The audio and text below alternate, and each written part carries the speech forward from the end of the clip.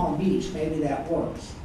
But in Deltona, that's probably going to be a very small business, okay? And it's, again, you know, having kind of just understanding that at the beginning and kind of, as somebody once said, tell me what it is I need to know, not what it is that I want to hear. And that's one of the most valuable things that can come out of the entire business planning process. You should be availing yourself to resources. You should avail yourself to some friends of yours who are maybe a bit outside of it, not to throw water on it, but to be a little skeptical about it, okay? To pass that test while you're not spending money, okay? Said another way, if you want to take a trip to the Bahamas in your boat, you might, and you've never done it before, you might want to go up and down the Intercoastal Waterway during a rainstorm a couple of times. You might want to go to St. Augustine when you're no more than 600 feet offshore.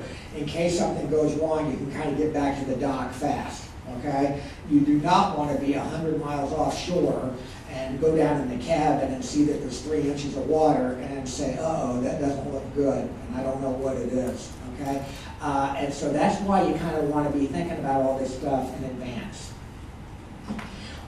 Somebody at the SBDC once said something that I've never forgotten. I asked them about running a business, and they said the 2 things that you've really got to think about are, number 1, do you have a real grasp on what is involved in the business that you're considering? Not do you think you have a grasp, but are you actually connected to the reality of that business? And number 2, are you willing to do that? Okay? An example might be, we had a woman in here about a year ago who was looking at starting another business. And she had spent 20 years running a house and apartment cleaning business. Okay? And it was just her and 2 other people. And she said, this is not a huge business, but it's done okay. I was able to put my child through college with this business. And the reason it has worked is because I have always accepted this business on its own terms.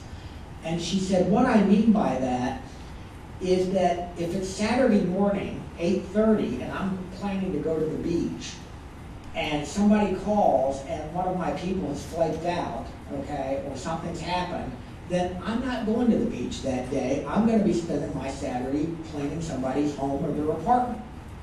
And she said the reason I do that is because I may be offering a home cleaning service, but what I'm selling is reliability.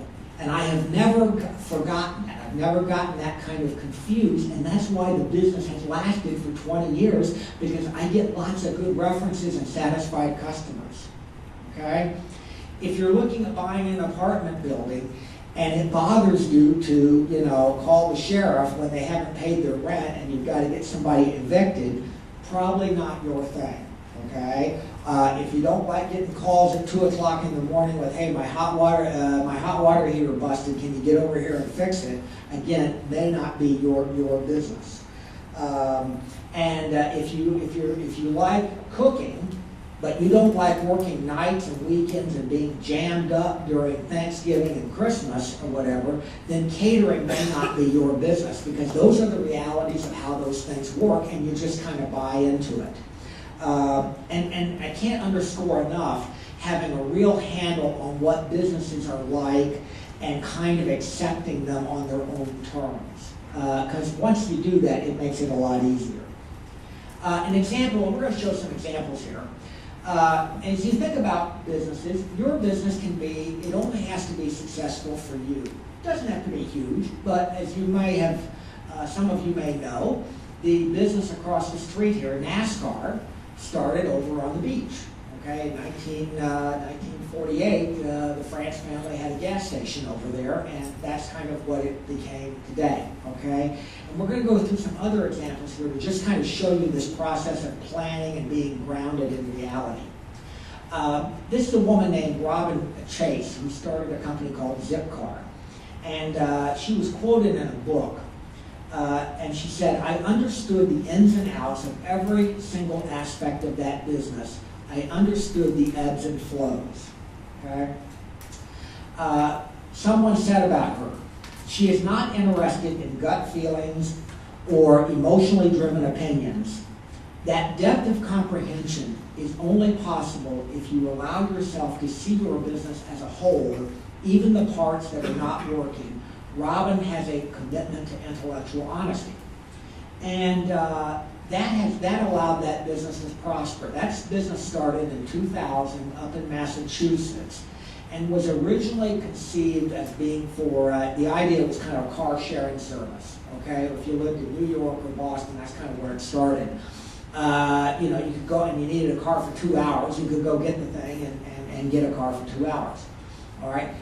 They ended up selling it for $500 million at the beginning of last year, and they sold it to Avis, okay? And actually, it has actually morphed into a very big business for college students. If you go to UCF, if you go to Stetson, they've got zip car areas because students need a car from time to time, but they don't need them all the time. And that kind of started as one thing, but it became another. But it worked because she was very grounded in how to kind of make the thing, you know, what we call a dedication to reality. We're going to go into a little bit more detail on some areas, but 3 areas that are critical as we really kind of break down the planning mentality is marketing and sales, cost control, and cash control.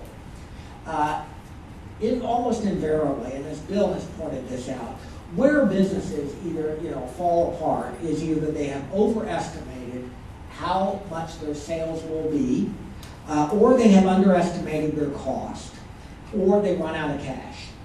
Okay, those are usually the 3 kind of killers to these things. And what do I mean by marketing and sales?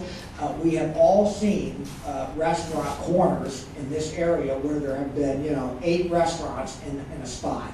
Okay, and probably you're not going to be, the 9th one is not going to be more successful than the first 8 in most cases. That may not be a great location for a restaurant. In cost control, some of you may remember Quiznos, okay? And they're still in business, but they're not nearly as big as they were because the cost of their ingredients was sky high, which led to a very high cost per sandwich. And eventually, Subway learned how to buy a toaster oven. And when that happened, I mean, Quiznos, kaboom, went away very quickly. And the issues with running out of cash or and whatnot are very well known.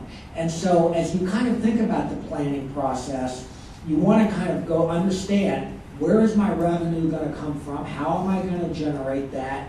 What are my costs? What's actually driving those costs? And where's my cash situation? You want to know your cash every day.